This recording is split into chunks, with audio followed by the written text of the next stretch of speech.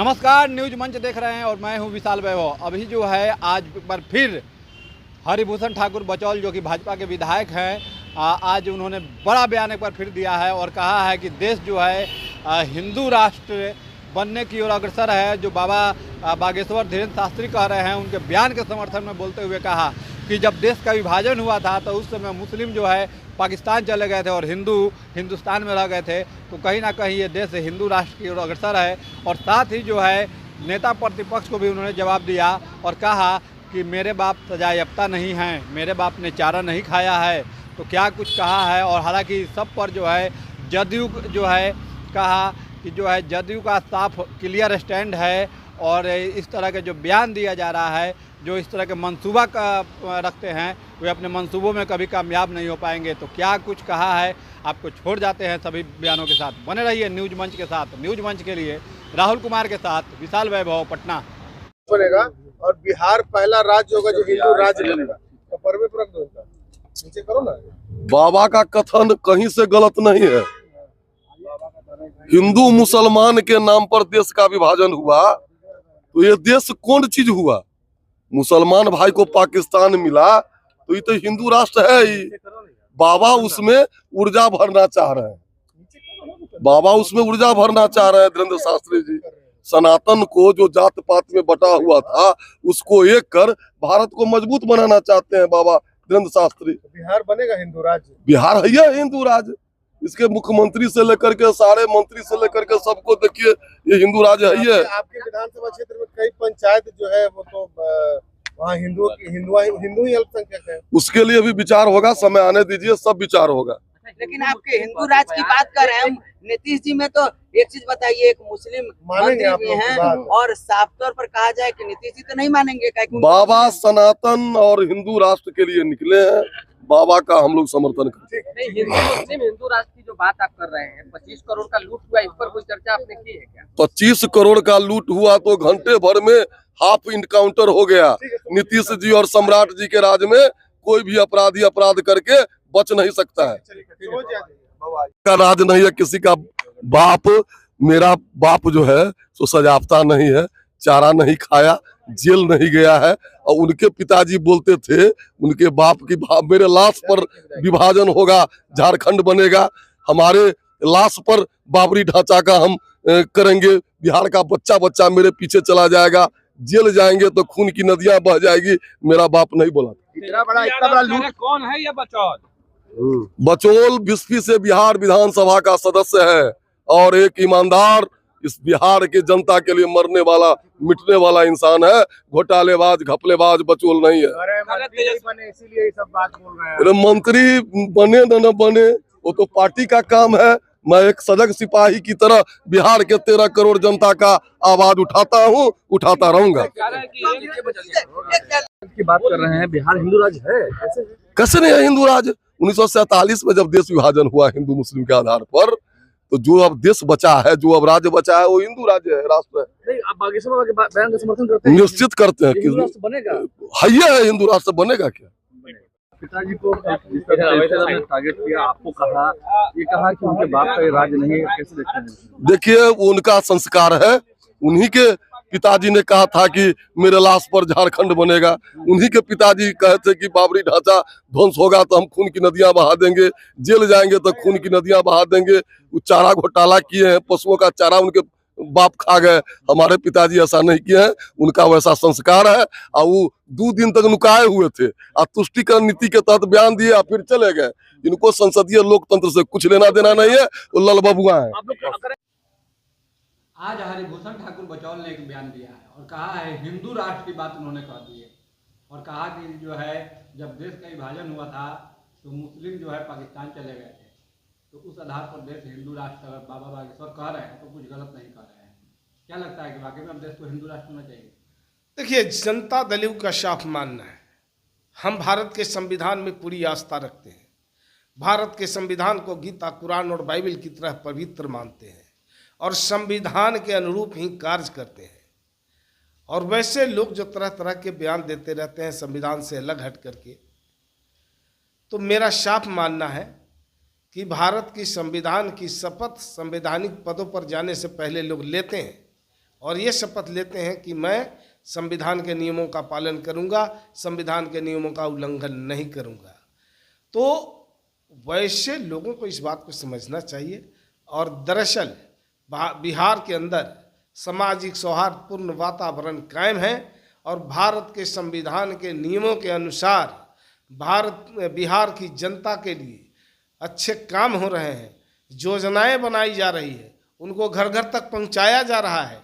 और यहाँ धर्म के नाम पर या कोई सांप्रदायिक दंगे नहीं होते। सांप्रदायिक दंगे 2005 से पहले हुआ करते थे लालू जी के राज में, जहाँ सांप्रदायिक दंगे होते थे और सांप्रदायिक दंगे के आरोपियों को बचाने का भी काम सत्ता में रह करके लालू जी ने किया था। आपको याद दिला देना चाहता हूँ कि भागलपुर दंगे के आरोपी कामेश्वर यादव को लालू जी ने बचाने का काम किया था सत्ता में रह के।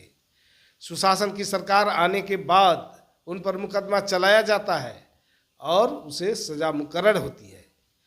भागलपुर दंगे में जो लोग विस्थापित हो गए थे, जो घर छोड़ के भाग गए थे, वैसे लोगों को एनडीए की सरकार में, सुशासन की सरकार में, नीतीश जी के नेतृत्व में वैसे लोगों को पुनः बसाया गया और उन्हें पुनः स्थापित किया गया। और जिन लोगों के घरों में जिनके लोग मारे गए थे, उनके आश्रितों के लिए 5-5 हज़ार रुपया पेंशन भी लागू किया गया। और कई तरह के काम होते रहे हैं, लेकिन आज बिहार में सांप्रदायिक दंगे नहीं होते। बिहार में सामाजिक सौहार्दपूर्ण वातावरण में शांति, सद्भाव, भाईचारा, अमन चैन कायम है। जो लोग इसको तोड़ने की कोशिश करेंगे, कानूनी रूप से उनके ऊपर कार्रवाई भी होगी। क्या इस तरह का जो बयान आ रहा है सामने, कब से देखा जा रहा है कि हरिभूषण ठाकुर बचौल लगातार इस तरह का बयान दे रहे हैं, क्या एनडीए गठबंधन पर इसका असर पड़ेगा? देखिए, एनडीए गठबंधन पर क्या असर पड़ेगा उनके बयानों से? ये कोई भारतीय जनता पार्टी के अध्यक्ष नहीं है, भारतीय जनता पार्टी के प्रवक्ता नहीं है। और एनडीए गठबंधन एक साझे प्रोग्राम के तहत चल रहा है। विधायक तो है ना, और वो विधायक हैं तो उसके लिए उनकी पार्टी जवाबदेह है। लेकिन एनडीए गठबंधन के सेहत पर ऐसे बयानों का कोई असर नहीं है। एनडीए गठबंधन के नेतृत्व में ही, नीतीश कुमार जी के नेतृत्व में ही बिहार में मुसलमानों के लिए अनेक कार्य किए गए। जब एनडीए का शासन आया तो लगभग 8,500 कब्रिस्तानों की घेराबंदी हुई। ये लालू जी के राज में नहीं हुआ। लालू जी सिर्फ मुसलमानों को भाजपा का डर दिखा करके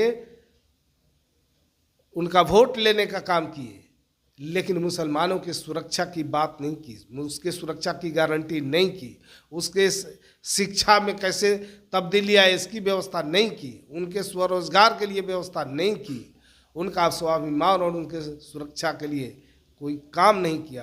अगर काम हुआ है तो एनडीए की सरकार में नीतीश जी के नेतृत्व में काम हुआ है।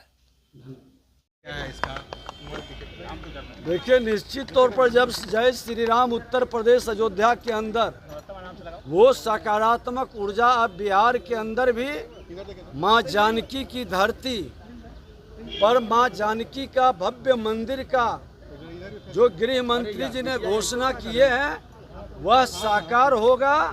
और अब जय श्री राम के साथ जय सिया राम का उद्घोष होगा। लगातार सवाल खड़े कर रहे हैं कि बिहार में कुर्सी कमी की राजनीति तेज की जा रही है। आप लोग समाज में जो आरोप लगा रहे हैं आपके विपक्ष के लोग, क्या आपके विपक्ष के लोग ये आरोप लगा रहे हैं कि कभी होली के नाम पे, कभी राम के नाम पे। देखिए, सनातन के संतान कभी माहौल खराब नहीं करता। वो सामाजिक सद्भाव, सबका सम्मान, सबके विकास की बात करता है। जो लोग तुष्टीकरण की राजनीति करते हैं, हमने तो साफ शब्दों में कहा है कि माँ भारती के धरती पर जो भी जन्म लिया है, किसी जाति, धर्म, क्षेत्र, भाषा का है, वह मेरा भाई है। लेकिन कुछ लोग उसको कुटुंब बनाने में लगे हैं। तो जो कुटुंब बना करके उसका सम्मान करना चाहते हैं, धिक्कार वैसे लोगों को है। अरे वो तो मेरा भाई है, जैसे सब सनातन के संतान रहेंगे वैसे वो रहेंगे तो उनका भी सम्मान होगा। लेकिन कुटुंब बनने का अब अधिकार और मौका इस धरती पर नहीं मिलेगा। आज जल संसाधन विभाग के बजट पर चर्चा हुई और इस क्रम में जो बातें लाई गई है, सरकार ने जो प्रावधान किए हैं बजट में, उसमें एक सिकराना तटबंध का निर्माण का कार्य है, एक मुजफ्फरपुर में बागमती नदी के तटबंध का निर्माण है और फिर महानंदा नदी के तटबंध का निर्माण है। ये तीनों योजनाएं जो हैं हजारों गांवों को डूब क्षेत्र में बदलने वाली हैं और इससे भयंकर विस्थापन होगा। हजारों गांवों के लोगों को कहीं सरकार शरण नहीं दे पाएगी। मुजफ्फरपुर में बागमती तटबंध से जो है वहाँ 24 गांव विस्थापित कर दिए गए हैं।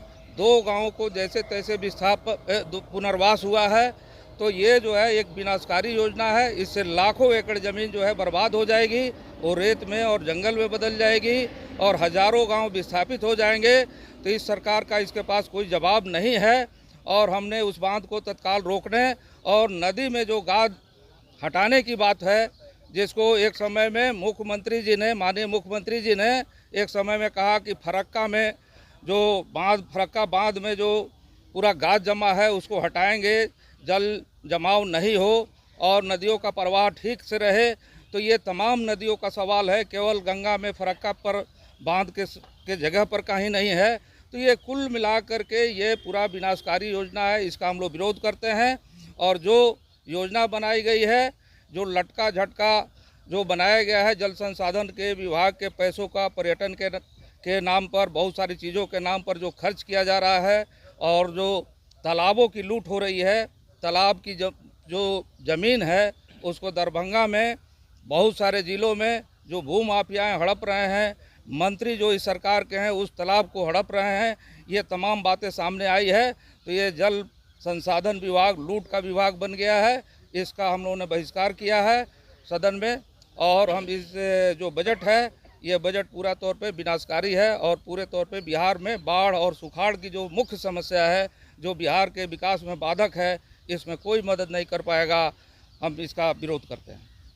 चलिए, हो गया।